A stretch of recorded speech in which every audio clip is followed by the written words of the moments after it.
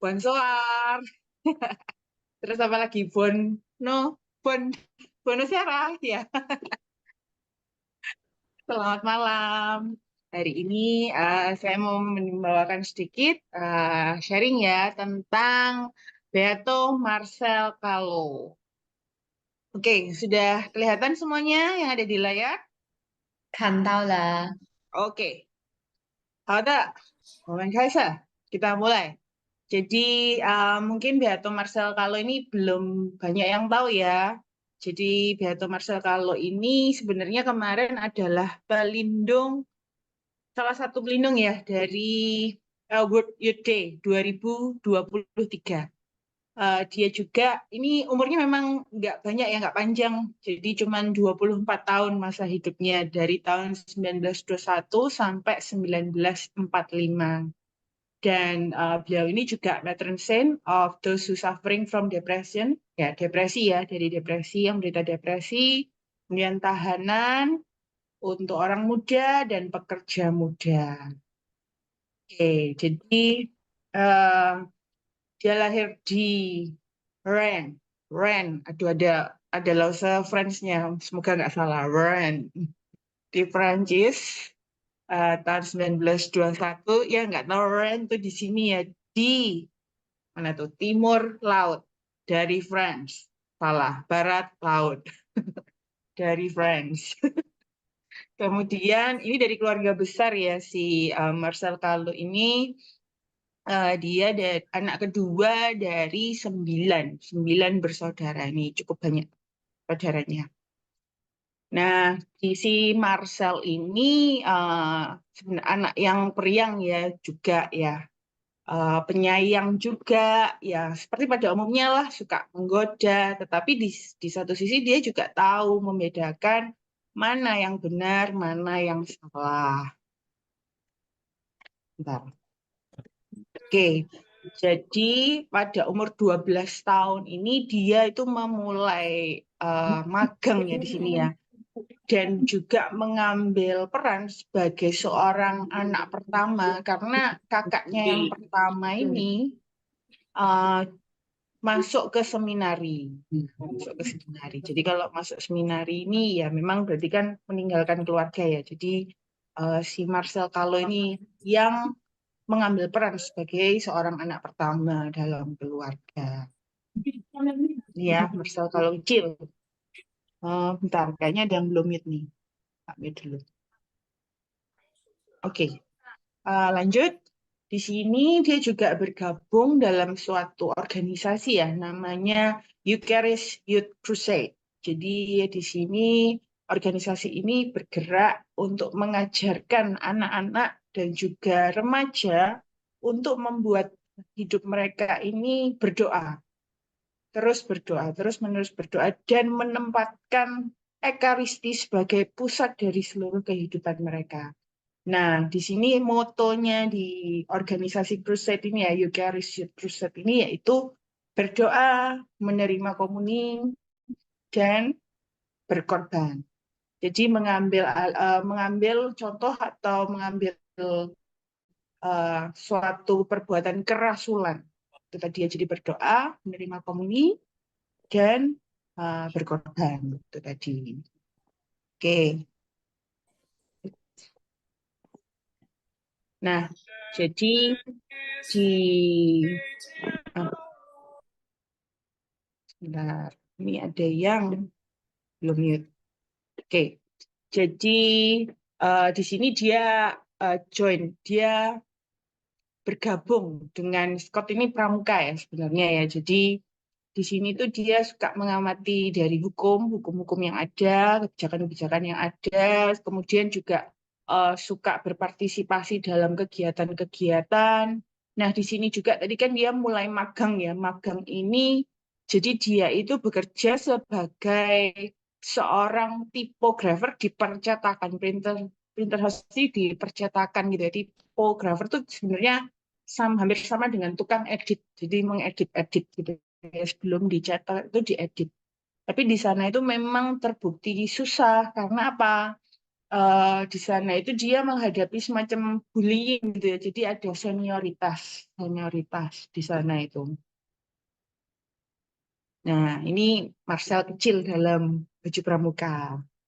Tapi untungnya dengan hambatan ini tuh dia tidak berkecil hati.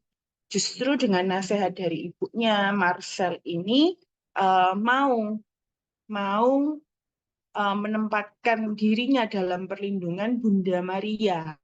Di situ adalah penolong para remaja. Jadi dari kendala-kendala di atas ini, malah si Marcel ini dia bekerjanya makin giat, semakin berkompetensi, semakin menjadi pekerja yang baik, yang jujur. Bahkan diapresiasi oleh atasannya ya, foreman mandornya, dan juga apprentice lain atau orang-orang magang muda lainnya yang justru dia lindungi dari senior-senior mereka. Seperti itu. Kemudian ini ya, jadi untuk Marcel Kahlo ini, jadi Bunda, aku ini ingatlah kalau aku ini milikmu, jagalah aku, itu ya sebagai kepunyaanmu, sebagai ya punyanya Bunda lah, jadi jaga aku Bunda, seperti itu. Jadi sungguh-sungguh berserah. Nah, jadi ini sudah mulai masuk youth, jadi dia sudah meninggalkan dunia pramuka ya. Jadi sekarang bergabung dengan John Ovrier Cretin. Semoga nggak salah ya ini. Kalau salah tolong dibantu ya, Mr. Fiming, JOC atau Young Christian Worker.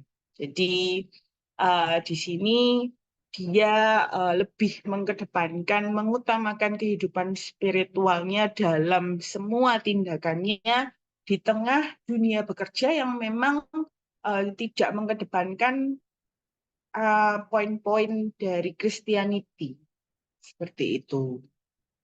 Jadi di sini justru si Marcel Kahlo ini dalam organisasi ini dia menjadi presidennya ya, pemimpinnya yang justru dia berusaha sekuat tenaga untuk memikul tanggung jawab yang ada dalam visi misi dari yang Christian worker itu tadi dalam kehidupan pekerjaannya seperti itu.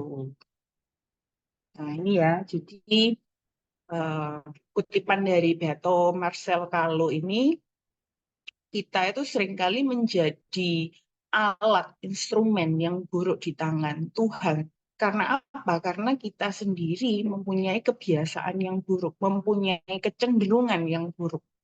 Tetapi kita ini menjadi alat yang baik, di mana ketika kita ini memusatkan kehidupan kita kepada Kristus. Jadi setiap hari kita harus menjadi sedikit demi sedikit menjadi seperti Kristus. Itu tadi kutipan dari Beato Marcel Kahlo.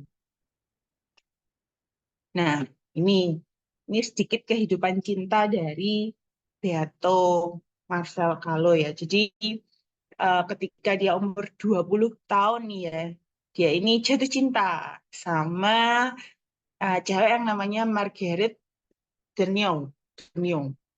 Tetapi dia ini sendiri tidak mau apa ya, jadi menyepelekan, merendahkan perempuan itu seperti teman-temannya yang lain. Jadi menurut dia ini apa ya, bukan orang yang suka menghibur dirinya sendiri dengan hati atau dengan seorang perempuan karena apa cintanya ini sangat murni, sangat mulia. Wah, ini so sweet banget sih. Apalagi ya di sini ya. If I have waited until 20 years old to go out with a young lady, kalau aku harus menunggu sampai aku tuh umur 20 tahun sampai aku tuh keluar dengan seorang ya cewek, gadis ya. Itu karena aku itu mau menemukan ya cinta yang sejati. Jadi aku harus menguasai hatiku sendiri sebelum aku itu memberikan hati yang sudah dipilihkan oleh Kristus sendiri. Seperti itu sih. Waduh, waduh, para jomblo, ya, siap. Nggak ada. Ini justru pelajaran yang berharga sih sebenarnya buat kita ya dari Marcel Calo ini. Jadi ya, ini sendiri, dia juga it took him about 1 year, jadi ya butuh waktu 1 tahun untuk menyatakan cinta, kemudian ya before uh, the first kiss juga butuh 4 bulan. Ini so sweet banget sih. Kalau sekarang kan budayanya instan-instan ya, nah, udah gitulah. Terus setelah mereka tunangan pun mereka ini juga menerapkan suatu aturan hidup spiritual yang cukup ketat karena di sini dia termasuk mendoakan doa yang sama, kemudian pergi ke misa, menerimakan ekaristi itu malah sesering mungkin. Ini jarang ya Pas, yang seperti ini. Mungkin bisa jadi contoh. Viming bisa jadi contoh, Viming kan sudah tiap hari pergi misa, tinggal cari aja, mungkin ada. Oke. Nah, di sini ya tadi udah tunangan nih ya, tapi ternyata eh, pada tahun 1943, dia kan lahirnya 21 ya tadi, jadi ini umur 22 tahun nih. Perang Dunia Kedua ini sampailah di kotanya Carlo, Ren itu tadi tempat dia lahir. Nah, hari itu juga saudaranya dia, salah satu saudara ceweknya dia namanya Madeline ini terbunuh karena bom yang berdatangan dari Perang Dunia Kedua ini. Nah, di saat lain kemudian Jerman datang menduduki Prancis. Si Marcel ini eh, disuruh dideportasi juga ke Sela Malis. Sela Malis ini Jerman, di Jerman, di Jerman eh, ke suatu ini ya, mungkin kayak organisasi ya, Service to Travel Obligatory. Jadi ini kewajiban militer, kewajiban untuk bekerja di sana. Nah, kalau dia nggak mau pergi, keluarganya dia itu bakal ditahan. Jadi ya mau tidak mau dia pergi seperti itu kan. Nah, tapi di sisi lain dia itu juga punya suatu misi di sana ya, misionari perspektif juga. Kalau di Jerman ini nanti ada suatu tugas kerasulan yang sangat mendesak, apalagi pada saat perang seperti itu. Jadi dengan tidak ragu si Marcel Calo ini juga pergi Jerman karena di sana juga ada tugas dari kerasulan itu tadi. Ya, kemudian pergi ke Salah Malis di sana, dikirim ke sana. Dia itu bekerjanya di ini ya, di suatu pabrik eh, pistol ya di sana. Kemudian di sana juga dia itu tinggal dengan banyak sekali orang, ada 3.000 pekerja di camp itu. Nah, karena dia ini memang sudah dari awalnya di Prancis ini sudah ya tadi ya yang waktu bertunangan dia juga berdoa sesering mungkin, kemudian menghadiri ekaristi sesering mungkin, menerima ekaristi. Nah, di sini selama 3 bulan dia itu juga apa ya kehilangan atau nggak bisa ketemu keluarga, juga tidak bisa menghadiri misa. Si Marcel ini benar-benar depresi karena yang biasanya setiap hari ini sudah 3 bulan tidak dilakukan. Tapi untungnya dia di sana itu menemukan suatu ruangan di mana misa itu diadakan setiap hari Minggu. Nah, di sini ini merubah pandangan hidupnya. Nih ya, jadi di Salanalis. Jadi sebenarnya Tuhan ini, Kristus ini sudah bertindak. Dia membuat aku ini mengerti. Jadi depresi itu tidak bagus. Jadi aku harus tetap sibuk dengan teman-temanku dan kebahagiaan dan kelegaan ini baru akan datang. Ingat, ini ya, jadi yang suka mager-mager di rumah, jangan terlalu depresi, ayo kita kumpul bersama-sama, keep busy with your friend. Tentunya teman yang ya seiman ya, yang bisa mendalami, yang bisa mendekatkan kita pada Yesus juga. Tuh. Oke, jadi di sini itu tadi di Salamalis Mas Yan, suatu hari di bulan Juli, tadi di Maret ya, dia dikirim di Jerman. Jadi ini sudah masuk bulan keempat dia di Jerman. Si 1 bulan ya, berarti 1 bulan setelah dia menemukan misa itu di hari Minggu itu, eh, orang-orang Jerman ini mempunyai suatu ide. Jadi dia membawa Marcel dan tahanan lainnya bersama-sama di suatu sel besar. Nah, sel ini dinamakan Leglis. Leglis ini artinya the church, gereja. Karena sebelumnya, dulunya ada seorang pastor beragama Protestan yang datang untuk mengevangelisasi, menginjili para tahanan yang ada di tempat itu. Nah, makanya sih para Jerman ini membawa Marcel dan teman-temannya ke sana.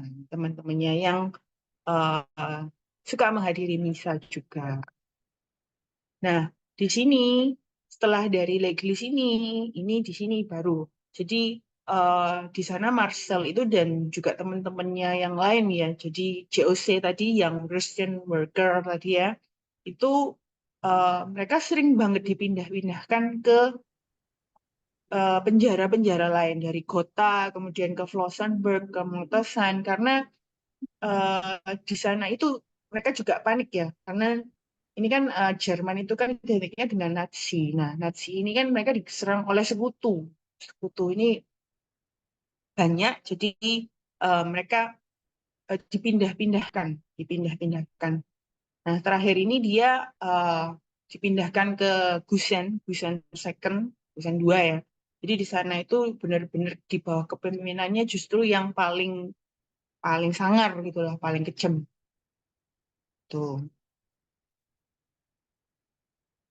Nah, nah, ini sepenggal last letter ya. Jadi surat surat terakhir Marcel Calo untuk uh, keluarganya yang dia kirim. Ini dikirimkan Juli tahun 1944 ya. Jadi dia sangat sangat merindukan keluarganya di sini. Jadi uh, saat itu memang benar-benar dia rindu. Jadi ada terbesit suatu uh, kesendirian, kesepian seperti itu. Nah, tetapi untungnya di saat dia kesepian itu ada seorang teman yang tidak meninggalkan dia sedetik pun, ya, mendukung semuanya bahkan dalam saat-saat yang menyakitkan, menyengsarakan bagi Marcel ini.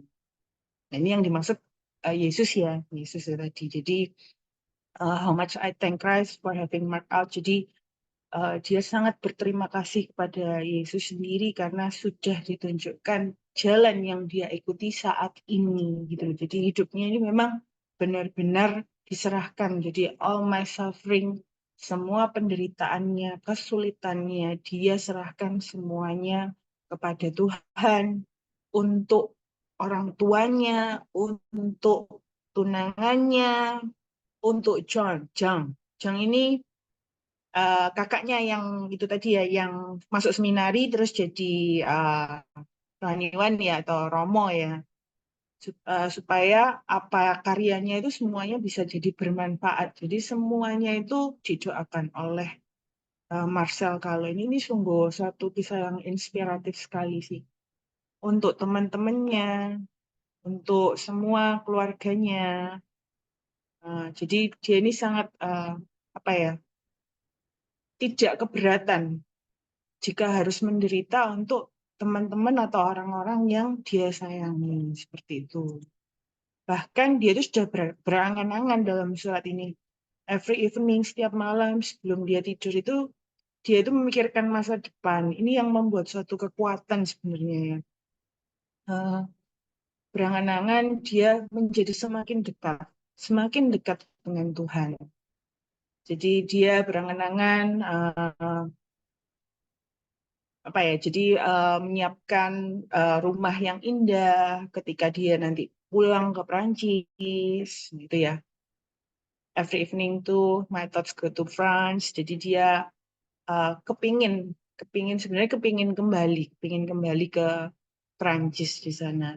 Jadi yang dia tidak pernah lupakan adalah three words that complement each other: Tuhan, keluarga, dan tanah air. Itu yang dia selalu ingat setiap malam. Ini itu sih.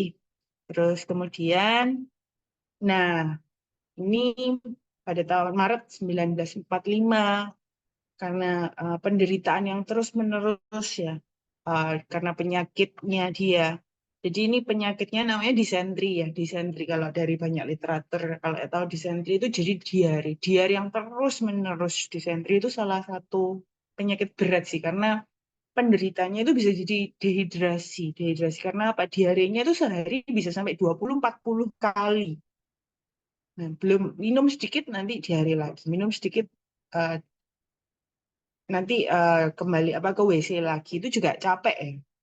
Nah, juga dia kehilangan berat badan yang cukup signifikan, 40 kilo. Akhirnya dia meninggal karena kelelahan.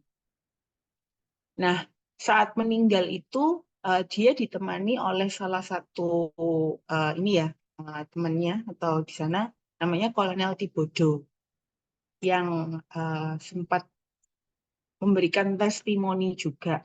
Jadi sebenarnya Kolonel Tibodo ini baru mengenal si Marcel ini itu baru beberapa jam aja sebenarnya sebelum dia itu meninggal.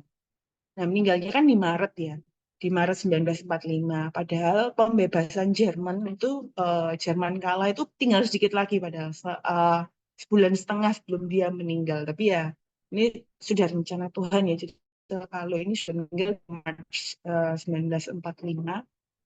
Jadi si Kolonel Tibodo ini mengenal dia itu ya di last minute. Jadi di sakratul maut hidupnya Marcel kalau ini. Tetapi dari sana itu dia sudah cukup melihat kalau Marcel kalau ini seseorang yang luar biasa, yang luar biasa lah. Karena di dalam penglihatannya dia di detik-detik terakhir hidupnya ini pun eh, di, dia melihat sosok Marcel Kahlo ini sebagai kelihatan apa ya, harapannya, jadi harapan untuk hidup barunya itu tetap ada, bukan yang sedih sudah menerima nasib, enggak, tapi dia bahagia, bahagia. If I a pilot, jadi pilot itu sama seperti kayak pendeta ya, pendeta yang ada di Jerman gitu ya, yang mendoakan, dia di sini banyak mendoakan dan melihat juga banyak tahanan meninggal.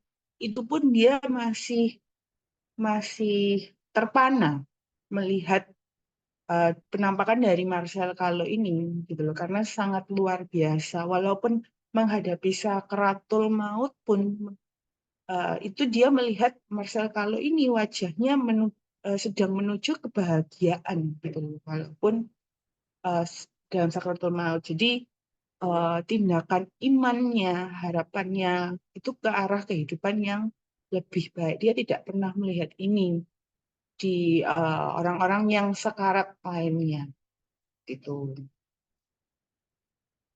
Nah, itu tadi sudah meninggal. Nah, pada Juni berarti sudah pembebasan dari Jerman itu tadi ya. Jadi itu kan Maret 1,5 bulannya, berarti Juni ini sudah selesai perangnya. Uh, di sini baru diadakan pemakaman untuk ketenangan jiwa bagi Marcel Kahlo di kota kelahirannya, di gereja kota kelahirannya, atau di sini namanya Notre Dame de Bonne Nouvelle Basilica di Rennes. Di sana, di Basilika ini, di Notre Dame de Bonne Nouvelle ini juga ada patungnya dari Marcel Kahlo untuk memperingati Marcel Kahlo yang memang menjadi kota kelahirannya. Seperti itu. Nah, di sini di Lorraine ini adalah suatu uh, Romo ya, namanya Father Diego. Di sini dia kepala sekolah dan kepala sekolah dari Saint Martin High School ini. Kemudian juga friend of the family-nya teman dari keluarga Marcel Kahlo ini. Dia ini berinisiatif untuk menuliskan buku tentang kehidupan dari Marcel Kahlo. Ya, itu pada tahun 1946, jadi 1 tahun setelah kematian Marcel Kahlo. Buku ini jadi sesuatu yang sukses dan ditranslate di banyak sekali bahasa, termasuk di bahasa Jerman. Nah, di bahasa Jerman ini sampailah ke Romo Gerardi, yang dari bacaan dan buku ini, dia itu sangat mensupport sekali untuk Marcel Kahlo ini bisa dibeatifikasi oleh Gereja Katolik. Nah, Father Gerardi ini juga yang mendesak Uskup Rennes dan juga yang waktu itu ya Paus Pius ke-12 untuk membuka segera proses informasi keuskupan ya. Jadi tahap pertama dari proses beatifikasi untuk Marcel Kahlo ini sendiri. Tapi pada akhirnya ini ada namanya Kardinal Paul Guyon ini, dia yang menangani tugas untuk proses pembeatifikasian itu, dan dari sana dia juga menulis karya tentang Marcel Kahlo ini tadi. Ini ya bukunya. Jadi Kardinal Paul Guyon, Marcel Kahlo Witness to Generation, Témoin d'une Génération. Tuh. Nah, lanjut pada tahun 1987, kira-kira 40 tahun setelah buku itu ada, ini Paus Yohanes Paulus kedua dalam ini ya Sinode para Uskup Sedunia, panggilan dan misi kaum awam kepada gereja dan kepada dunia, membeatifikasi Marcel Kahlo ini. Saat pembeatifikasian tidak hanya Marcel Kahlo, tetapi juga ada 2 orang Italia yang juga martir seperti Marcel Kahlo, namanya Antonia Messina dan Piera Morosini itu tadi. Ini Oktober 1987. Nah, di influence-nya, jadi Marcel Kahlo ini untuk mengikuti Kristus pada umur 24 tahun ini juga sangat populer pada orang-orang Katolik di Jerman yang mengaitkan Marcel Kahlo ini pada orang martir ya dari Jerman, yaitu Edith Stein dan Maximilian Kolbe yang cukup terkenal juga, Maximilian Kolbe ini tadi. Dan Marcel Kahlo sendiri ini untuk selebrasinya ya dirayakan itu pada tanggal 19 April pada saat dia ditawan di Zelamallis di Jerman. Memang dia meninggalnya tanggal 19 Maret, tapi 19 Maret ini adalah pesta dari Santo Yosef. Maka itu uh, pestanya Marcel Kahlo ini dialihkan ke April 19, di hari dia ditahan itu tadi. Nah, banyak juga gereja dan paroki-paroki terutama yang ada di Prancis ya, ini banyak sekali yang berdoa di bawah perlindungan Marcel Kahlo. Nah, ini sedikit kutipan dari Pope Yohanes Paulus kedua ya, waktu proses pembeatifikasian Marcel Kahlo ini. Jadi di sini diceritakan kalau Marcel itu tidak menempuh jalan kesempurnaan ini secara baik gitu ya. Tetapi walaupun dia ini penuh dengan ya berbakat, kemudian juga niatnya juga baik dari awal, tapi dia itu juga terlibat dalam perjuangan yang panjang dari keduniawian ini sendiri. dengan beban dirinya sendiri, beban orang, dan yang lain juga. Tetapi dia di sini sangat terbuka terhadap karya kasih Tuhan dan membiarkan Tuhan memimpinnya sedikit demi sedikit ya, bahkan sampai pada titik martiran itu tadi. Jadi cintanya pada Tuhan Yesus itu mencapai suatu kedewasaan, bahkan justru di tengah-tengah percobaannya dia yang di dalam alis itu tadi ya. Nah, di sini sebenarnya membuktikan ya kalau memang iman Kristen, iman Kristiani ini sebenarnya masih tetap ada, di dunia ini. Jadi kita menyiapkan surga itu di sini, di bumi, dalam keadilan dan dalam cinta. Jadi when we love, we are blessed. Pemilihnya Paus Yohanes Paulus kedua. Oke, jadi terakhir mungkin di sini ini ya. Jadi apa sih pesan yang disampaikan oleh Marcel Calo ya, terutama untuk kita semua, untuk pekerja Kristen muda. Dia juga menunjukkan suatu pengaruh yang luar biasa dan membiarkan dirinya itu selalu dipimpin oleh Tuhan. Jadi dia memberikan dirinya itu justru untuk pembebasan semua saudara-saudaranya. Buktinya tadi demi keluarganya ya, dia mau dikirim ke Jerman itu tadi, ke Selat Malis, supaya keluarganya tidak ditangkap.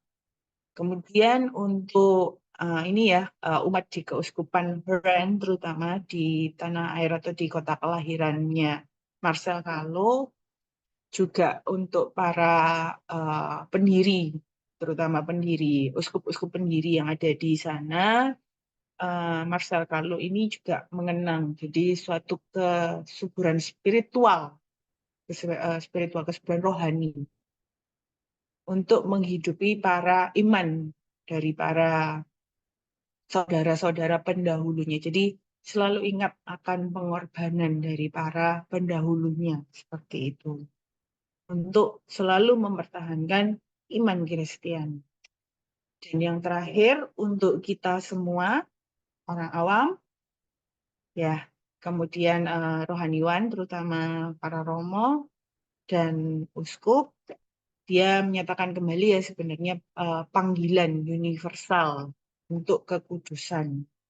Jadi kekudusan dan semangat muda terutama ini untuk dunia yang modern sebenarnya, old western ini.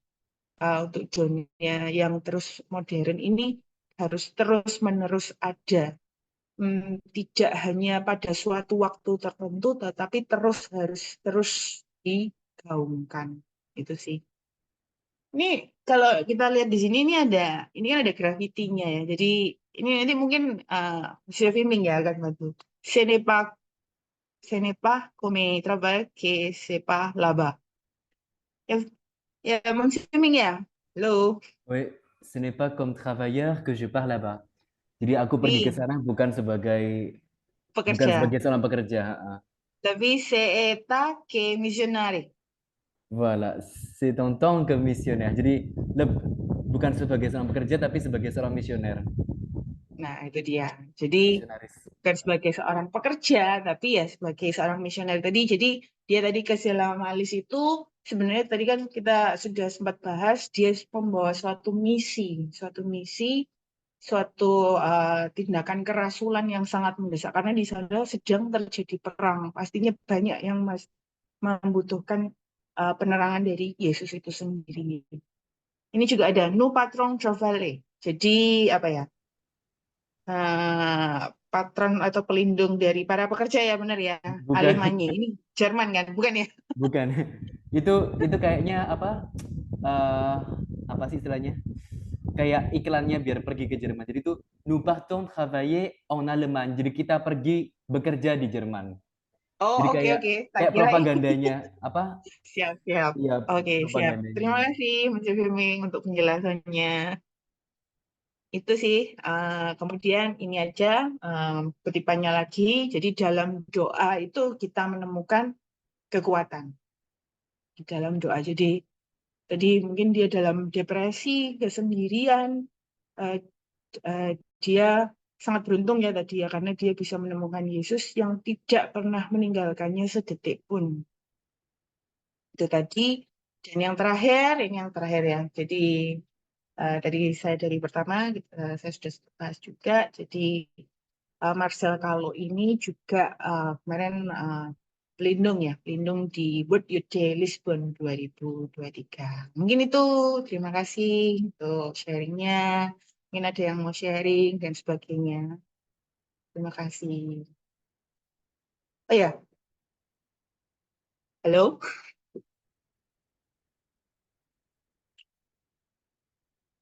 Ini sharingnya untuk presentasinya sudah selesai sih.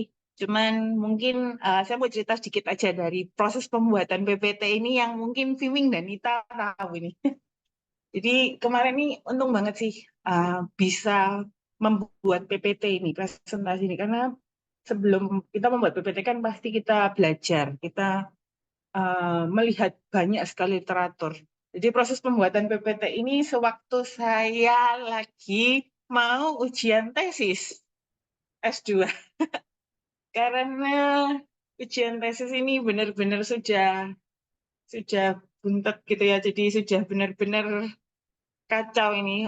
eh, Pikirannya sudah penuh banget. Nah, akhirnya membuat presentasi ini justru mendapatkan pencerahan sih. Karena bener ya, orang kalau mau ujian tuh depresi banget.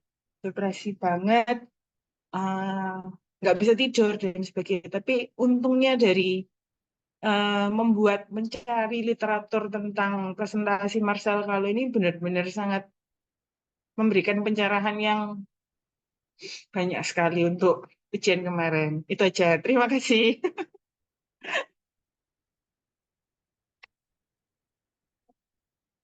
Oke, mungkin kembali ke Nita atau Viming ya. Boleh kembali ke Viming aja. Yuk. Oke.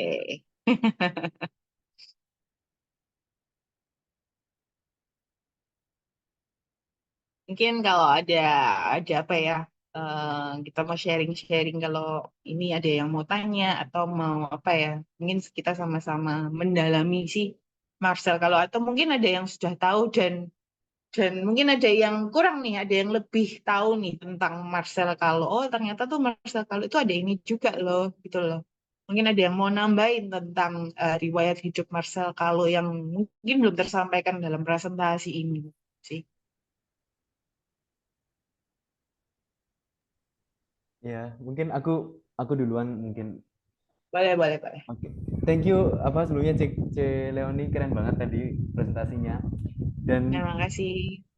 ya itu aku juga wah keren juga nih. Aku juga awalnya kan ya kita background juga ya. Maksudnya kita awalnya juga berencana wah kasihan juga nih C Leoni nih ya kalau harus deadline-nya sama barengan sama kayak tesis tapi ternyata ya tuh puji Tuhan itu selesai dan ternyata apa ya banyak sekali hal yang aku rasa sangat relate sama kita terutama anak-anak muda di zaman ini apa kita sama-sama gampang depresi gitu kita sama-sama di zaman yang mungkin bukan karena mental kita tapi memang kita di zaman yang apa ya banyak hal yang bisa bikin depresi gitu loh termasuk terus kita ya terus juga Beato Marcel Calo ini Beato yang pacaran gitu kan beda seperti kita kita kemarin-kemarin sesi sharing satu santai yang sebelum-sebelumnya tuh kita lihatnya yang apa ya kebanyakan tuh yang perawan-perawan yang apa dalam arti itu yang menjaga apa ya yang jalan kekudusannya itu adalah menjadi selibat gitu loh jadi aku mau menjaga kayak misalnya dulu kita belajar dari para martir Tiongkok itu ada yang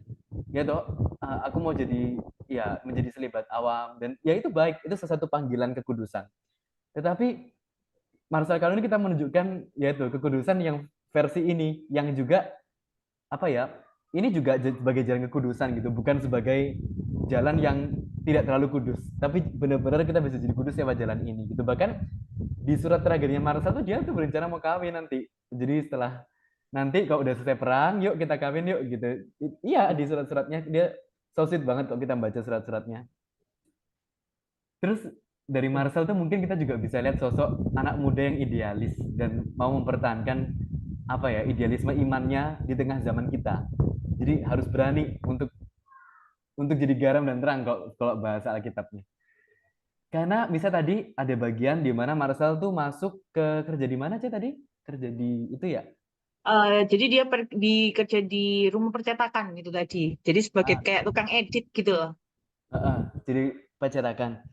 Dari salah satu buku yang aku baca, dia tuh gak suka suasana kerjanya. Ya.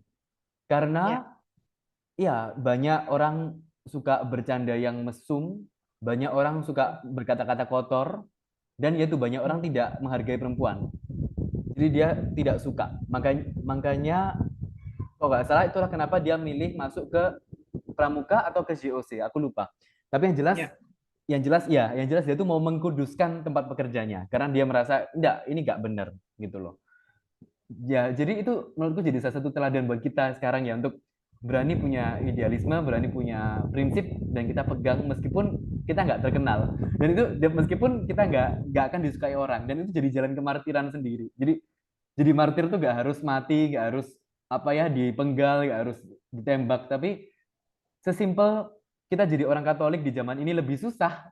Kalau hidup ini jadi lebih susah kalau kita jadi orang Katolik itu dan kita mau menghidupinya itu udah jadi martir gitu. Dan ya aku salah satu ayat yang kebayang ketika tadi sepanjang C. Leoni cerita tentang Marcel ya yaitu tentang garam dan terang dunia gitu, dimana kita jadi dipanggil untuk jadi terang meskipun di tempat dimana aku gak kebayang sih, aku di kampus aja tuh udah kayaknya hampir gila gitu. Iya, iya, iya. Itu masih di kampus gitu, belum di kamp konsentrasi gitu kan ya. Kok di kamp konsentrasi gue gak kebayang lagi mau jadi kayak gimana. Tapi ya itu Marcel pun juga sempat depresi. Jadi kabar bahagianya adalah jadi santo tuh kalau ini mengutip kata-kata Romo Vol dulu.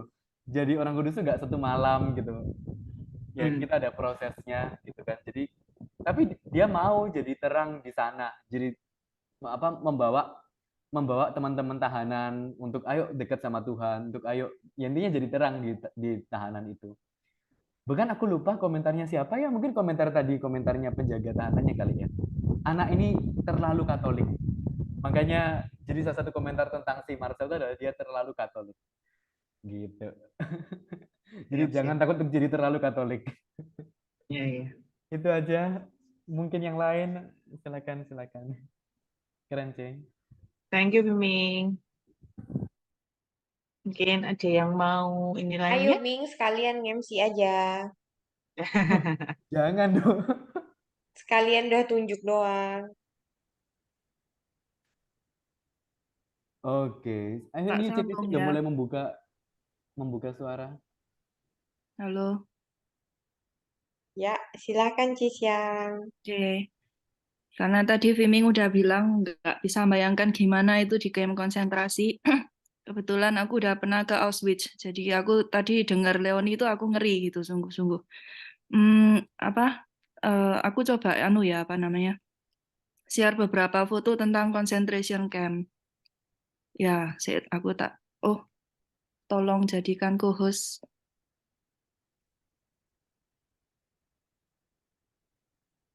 Oke, ya. Oh, bentar. Nah, oke teman-teman. Pertama saya mau ngasih tahu dulu bahwa, nah ini kan mereka kan semua bajunya harus kayak gini nih.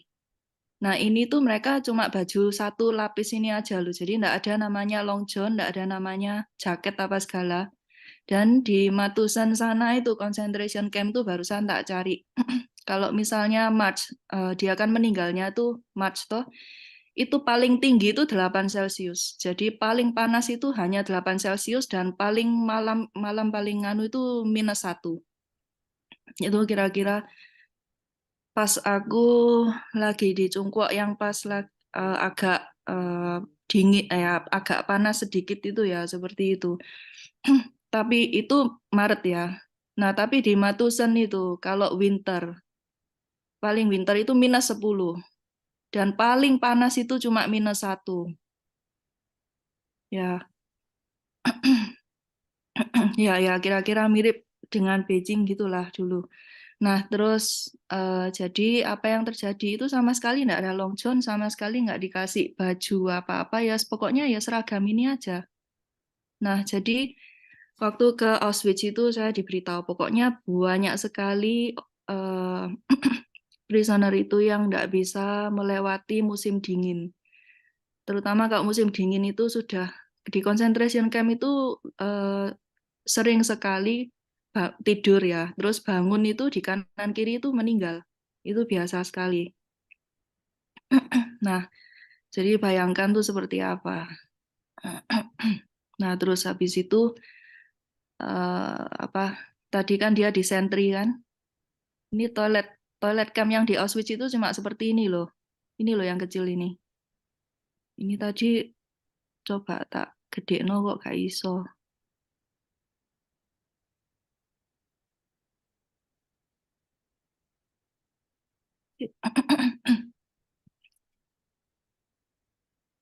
Tak cari yang Auschwitz saya. Nah, kayak gini. Jadi itu cuma satu apa balok gini, terus ya ini sudah setiap orang itu duduk di sini, udah berak gitu aja. Nah, terus itu berak tuh jangan dikira pingin ke toilet tinggal angkat tangan terus boleh ke toilet gitu, enggak. Sehari cuma boleh sekali. Itu pagi. Dan satu orang cuma diberi, pokoknya satu baris cuma diberi waktu sekitar 1 menit tanpa toilet paper, tanpa air, tanpa sabun. Udah 1 menit selesai langsung berdiri semua, ganti baris lainnya. Nah itu kalau waktu saya bayangkan si Marcel Kahlo itu dia lagi udah desentri apa segala itu kan berarti dia udah nggak bisa bangun lagi kan. Ya dia cuma bisa berbaring gitu aja. Tapi kalau berbaring itu pun guys ya kalau kita sakit desentri di rumah sakit atau di rumah kan kita bisa tiduran. Tapi di kamp konsentrasi itu sesakit apapun kamu harus bangun. Ya sudah, kamu bangun dengan keadaan mencret-mencret gitu. Berapa sehari 20 kali, 40 kali. Dan tetap harus jalan, tetap harus kerja paksa. Dan juga kan disebutkan bahwa dia juga dipukuli di situ kan. Jadi ya bayangkan dia punya luka-luka itu juga kena berak dan kotoran apa segala. Terus enggak karuan, sangat enggak manusiawi. Yaitu, jadi orang depresi di sana ya pasti, semua orang depresi. Yang luar biasa di sini itu justru adalah dalam kondisi se-ekstrim itu ya, yang bahkan babi pun itu hidupnya jauh lebih enak daripada dia. Itu kok bisa orang jadi santo. Itu artinya kan dalam kondisi seperti itu tuh dia justru kondisi yang membuat orang itu bisa mati dengan membenci. Ya kan? Pasti benci sama nasi sampai mati lah. Mati dalam keadaan nggak terima. Jadi hantu gentayangan gitu kan kalau orang kita Indonesia ngomongnya. Tapi dia justru bisa mati dengan memaafkan gitu. Mati seperti Kristus, persis seperti Kristus. Yaitu benar-benar rahmat Tuhan. Itu yang luar biasa. Ya itu sih dari aku. Oke, terima kasih Jen untuk masukannya, untuk gambar-gambarnya yang nggak terkira ya, aduh. Kalau ini di sini aja kayaknya ya sudah kayak gitu, apalagi kalau di sana ya nggak bisa ini sih hygiene-nya gimana atau ininya gimana.